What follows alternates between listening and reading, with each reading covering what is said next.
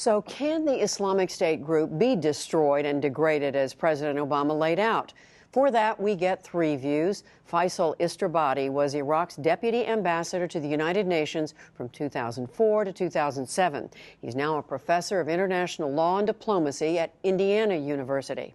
Frederic Wehrey is a former U.S. Air Force officer who served in and around the Middle East, including in Iraq. He's now at the Carnegie Endowment for International Peace. And Hussein Ibish is a senior fellow on the American Task Force on Palestine. He writes extensively on Middle East issues, and we welcome all three of you back to the program. I'm going to start with you, Faisal Istrabadi, my mistake. Is it realistic to say that the U.S. or anyone can destroy the Islamic State? Well, I think that, I mean, you obviously can't destroy an ideology, but you can go after the individuals who have signed up for this ideology and who have taken the field. So yes, I think you can, because they represent a very small minority of the populations of the countries that they are in the midst of. There is a rising consensus amongst all the countries of the region and the peoples of the region that these people represent a direct threat in the region and internationally.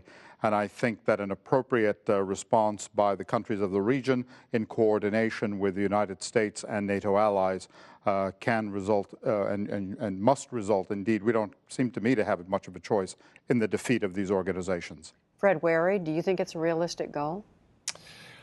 Just to add to that, I mean, I think you can degrade and disrupt and destroy their combat capability. I mean, you're talking about a hybrid military force that uses mechanized forces that's sweeping across territory. So you can really, I think, constrain that capability. But as we heard, I mean, you know, undercutting this movement's ideology is going to be a long-term, perhaps even generational process. You're really talking about removing a cancer from the region and undercutting that ideology. Hussein Ibish, you're nodding. Yeah, I like that analogy. It is exactly a cancer. But it's a cancer that's metastasized into Iraq, and I think it's maybe more doable to degrade them to the point that they are a nuisance and a problem in Iraq. I think going after their stronghold in Raqqa in Syria, where they are really quite dug in and where they are running what amounts to a mini state that is, as Nabil Al-Arabi, the head of the Arab League, was just saying in your promo clip there, is a threat to the state system. It's not a state that wants to join the state system. It's a state that posits itself as an alternative, not to Syria and Iraq, but to the whole Westphalian state system. I mean, it's a threat to the international structure as we've known it for hundreds of years. So the president's talking about a staged approach here. Does that make sense? I mean, one assumes he's talking about starting in Iraq. Yes. I think that's right. I think it's essential. I think Iraq gives you the opportunity to build the coalition, and especially with local forces on the ground, you know, the Sunni forces, Sunni tribal forces, even maybe some former Ba'athists, anyone who will join the campaign against ISIS would be welcome. And then from there, you can see how it could present new opportunities in Syria and change the dynamics in Syria. Feisal Istrabadi, back to Iraq, though. We reported a few minutes ago the parliament has now signed off on Mr. Abadi as the new prime minister. Are the pieces coming into place now in Iraq for there to be a cooperative effort between the U.S., the Iraqis, the Kurds, to go after ISIS? Yes, and of course the Kurds are Iraqis. They're participating in this government, and their forces, the Peshmerga, are Iraqi forces provided for in the Iraqi constitution. I think we're seeing the beginning of the pieces falling into place. I think although Iraqis have been optimistic in the past, over the past 11 years, only to have their high hopes dashed, I think most of us realize this may well be a last chance to keep our country together. We have to do a number of things at the same time, including fighting ISIS or ISIL, but we also have to make a compact that allows us to live with one another in peace and harmony to confront mutual enemies. And Fred Wehrey, you know, just building on that, the question I think in so many people's minds is, okay, when the president said a minute ago, these other countries need to be involved, and he named Jordan, the UAE, Turkey. Mm-hmm. What can we look for from these countries? Because they all relate to this in very different ways. They do. They all have links into Iraq and Syria. I think we're going to be looking at certain capabilities that are leveraged. I mean, they're not all going to be applying military power to this problem. They're going to be leveraging their tribal links. They're going to be tackling the finances of ISIL. What do you mean leveraging tribal? Well, they have linkages. There are tribes that straddle the border that they have tribal linkages between these countries, and they'll probably try to engage those Sunni tribes in those countries to peel them away from ISIS through cash, through incentives. They have excellent intelligence networks. They'll tackle the refugee problem. But again, I don't think we should expect all of them to be, you know, sending jets into the air along with some massive military coalition. So you're saying it's mainly a U.S. military? Unfortunately, I think in terms of actual value added, I don't think many of these countries have the capability, perhaps the United Arab Emirates or Turkey.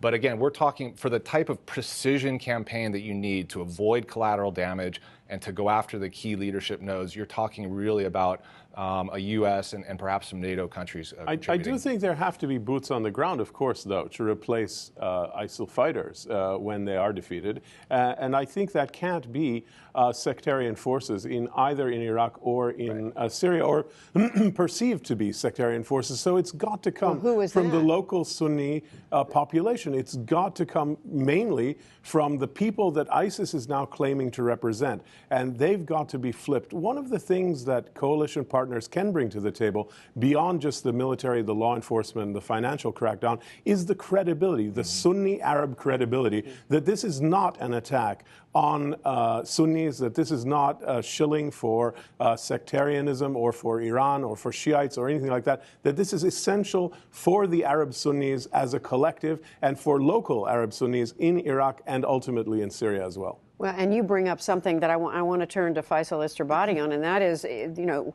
when this is done, assuming it gets done and however long it takes, who is going to be in place to hold the situation stable and to keep it from falling apart again? Whose boots are they going to be?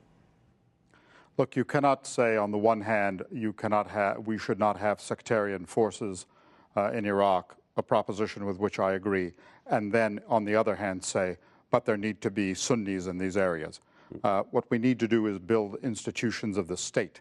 Unfortunately, we have wasted the last 8 years, so we have to build state institutions at the same time that we are doing this work. It's going to be extremely difficult, but this is the challenge of the new prime minister has before him, to build truly an Iraqi security force that all groups and sects and nationalities that constitute Iraq buy into. If we're unable to do that, and if we say the Shia have to patrol the Shia areas and the Sunni areas, we're really talking about the de facto and perhaps the de jure division of Iraq.